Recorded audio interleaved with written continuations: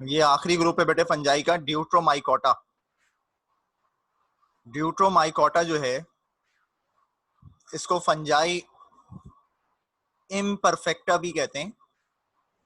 वो इसलिए कहते हैं क्योंकि इसके पास सेक्सुअल रिप्रोडक्शन नहीं होती।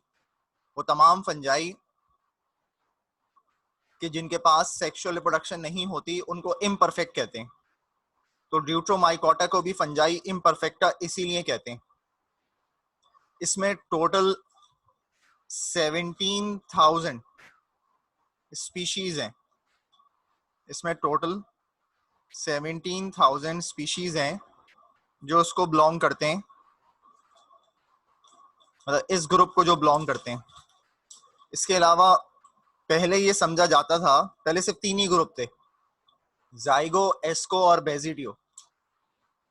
तो कुछ एस्कोमाइकोटा में से ही सेक्सुअल रिप्रोडक्शन की कैपेबिलिटी खत्म हो गई।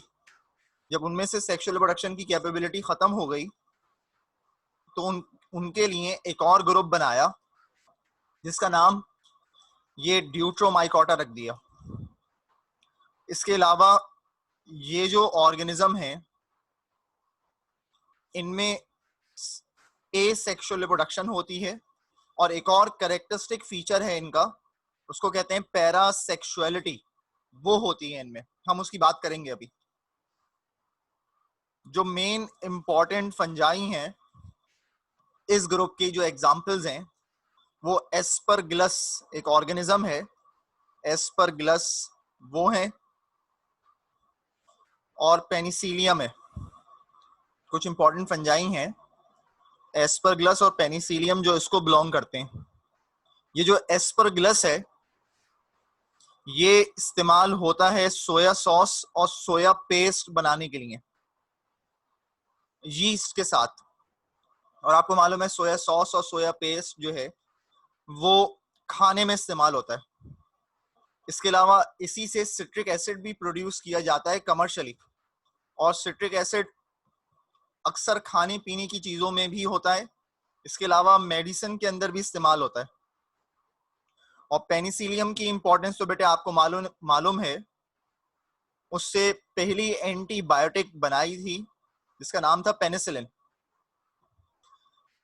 अब इसके अलावा इनमें जो एसेक्सुअल रिप्रोडक्शन होती है वो या तो फिजन के जरिए हो जाती है या तो बडिंग के जरिए हो जाती है।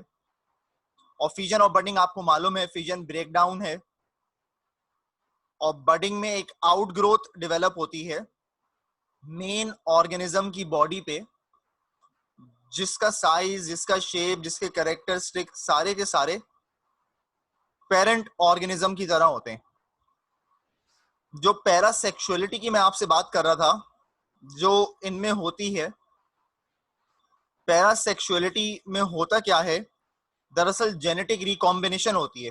पैरासेक्सुअलिटी जेनेटिक रिकॉम्बिनेशन है। जेनेटिक रिकॉम्बिनेशन के मायने ये हैं कि एक स्पीशी का कोई डीएनए का पार्ट निकलकर किसी दूसरे स्पीशी के डीएनए के पार्ट के साथ जाके शामिल हो जाता है।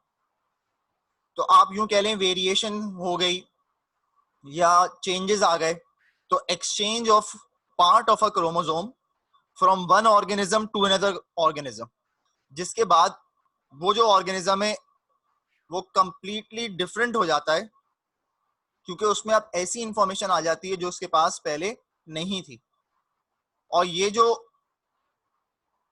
ऑर्गेनिज्म डेवलप होता है ये हेटेरोकैरियोटिक होता है। हेटेरोकैरियोटिक इसलिए कह रहे हैं क्योंकि it contain different type of chromosome. एक तो इसका अपना था पहले से, और एक इसके पास वो हिस्सा आया जो किसी और ऑर्गेनिज्म का था। इस तरह से अगर किसी ऑर्गेनिज्म में हो रहा हो, खास तौर पे फंजाई में, कि उसके पास जेनेटिक इंफॉर्मेशन आ रही है, पार्ट ऑफ क्रोमोसोम आ रहा है किसी दूसरे ऑर्गेनिज्म का, और जब उसके साथ कंबाइन हो जाएगा तो ये इंटायरली डिफरेंट हो जाएगा, डिफरेंट फंक्शंस करने लगेगा, डिफरेंट ऑर्गेनिज्म में चेंज हो जाएगा। तो आप यूं कह सकते हैं कि मुसलसल डाइवर्सिटी हो रही है, डाइवर्सिफिकेशन हो रही है, चेंजेस आ रहे हैं, अलग अलग तरह के ऑर्गेनिज्म डेवलप हो रहे हैं ये ड्यूट्रोमाइकोटा फंजाई के अंदर। इसके अलावा ये तो छोटी सी बात थी बस बेटे इसकी अगर आप डिजीज देखें जो ये कॉज करते हैं, तो ये प्लांट्स में भी डिजीज कॉज करते हैं और एनिमल्स में भी डिजीज कॉज करते हैं। जो ये प्लांट्स में डिजीज कॉज कर रहे हैं उसमें पाउडर मिल्ड्यू है जो ये ग्रेप्स वगैरह में कॉज करते हैं। इसके अलावा ये जो है शुगर केन में डिजीज कॉज करते हैं, उसका नाम है रेड रॉट। पोटैटो में डिजीज कॉज करते हैं, उसको कहते हैं विल्ट। इसके अलावा पीचेस, एप्रिकॉट, चेरीज वगैरह में बीमारी कॉज करते हैं, उसका नाम है ब्राउन रॉट।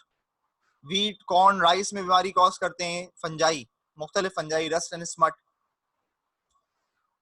एनिमल में जो डिजीज कॉज कर रहे हैं उसमें रिंग वॉर्म डिजीज है, जो आपने सुना होगा, एक रिंग सब डेवलप हो जाता है स्किन पे, ज्यादातर माउथ के पास या चेहरे पे या गले पे या हाथों पे, और उसमें इचिंग हो रही होती है। ये एक डर्मेटोफाइटिक कंडीशन है। इसके अलावा एथलीट फुट फंजाई इम्परफेक्टा ही डेवलप करता है। इसमें एथलीट फुट में जो थंब होता है या बिग टो होता है उसकी स्वेलिंग हो जाती है, पाँव पूरा का पूरा स्वेल हो जाता है, जिसकी वजह से तकलीफ, पेन हो रहा होता है और स्वेलिंग हो जाती है, पाँव जमीन पे भी नहीं रखा जा रहा होता। और ज्यादातर कोई इंसान जिसको ये बीमारी थी, उसके शूज या उसके सॉक्स कोई नॉर्मल इंसान वेयर कर ले तो उसको ये बीमारी ट्रांसमिट हो जाती है। इसके अलावा ओरल एंड वेजाइनल थ्रश, ये कैंडिडा एल्बिकैन एक फंजाई है, उसकी वजह से ट्रांसमिट होती है इंसानों में, जिसमें ब्लीडिंग होती है, टिश्यू डैमेज हो जाते हैं, टिश्यू रप्चर होना शुरू हो जाते हैं। फिर हिस्टोप्लाज्मोसिस, ब्लड और लंग्स का इन्फेक्शन है। एस्परग्लोसिस, एयर और लंग्स की बीमारी है। मोनीलियासिस, गम, माउथ और स्किन की बीमारी है। आर्गोटिज्म, ये एक फंजाई है, उसका नाम है पर्पल आर्गट। ये अगर इंसान खा ले या उसकी बॉडी में एंटर हो जाए, ज्यादातर ये डबल रोटी वगैरह पे, ब्रेड वगैरह पे लग जाते हैं, और अगर या रोटी पे होते हैं, तो अगर ये इंसान खा ले तो उसके अंदर एंटर हो जाते हैं ये पर्पल आर्गट और बीमारी कॉज करते हैं। उसका नाम है आर्गोटिज्म, जिसमें नर्वस स्पाज्म हो जाता है, यानी कि जो जितने भी नर्वस टिश्यूज हैं, ये सारे के सारे नर्वस टिश्यू जो हैं स्पाज्म में चले जाते हैं, मतलब अकड़ जाते हैं। कन्वर्जन्स होती हैं, दौरे पड़ते हैं, डिल्यूजन्स हैं, चीजें सुनाई या दिखाई देने लगती हैं। गैंग्रीन हो जाता है किसी न किसी बॉडी पार्ट का, यानी कि वो बॉडी पार्ट सड़ने लग जाता है, उसकी ब्लड सप्लाई, उसकी ऑक्सीजन सप्लाई खत्म हो जाती है। इसके अलावा एक फंजाई है एस्परगिलस फ्लेवस, ये कार्सिनोजेनिक होता है। कार्सिनोजेनिक का मतलब है कैंसर कॉजिंग। एस्परगिलस फ्लेवस जो है ये कार्सिनोजेनिक होता है, इसका मतलब है कैंसर कॉजिंग, ये कैंसर कॉज करते हैं। माइकोटॉक्सिन होते हैं, माइकोटॉक्सिन का मतलब है ये एक ऐसे फंजाई हैं जो टॉक्सिक सब्सटेंस प्रोड्यूस करते हैं, और जो माइकोटॉक्सिन का मतलब है कि फंजाई प्रोड्यूसिंग टॉक्सिक सब्सटेंस, और उस टॉक्सिक सब्सटेंस का नाम है aflatoxin. Aflatoxin, aflatoxin toxic substance का नाम है जो फंजाई प्रोड्यूस करते हैं। जो भी फंजाई टॉक्सिक सब्सटेंस प्रोड्यूस कर रहा हो उस फंजाई को माइकोटॉक्सिन कहते हैं, और ये ज्यादातर कार्सिनोजेनिक होता है, कैंसर कॉजिंग होता है। तो बेटे यहाँ तक की सारी बात थी जो हमारी चैप्टर नंबर 8 की रह गई थी।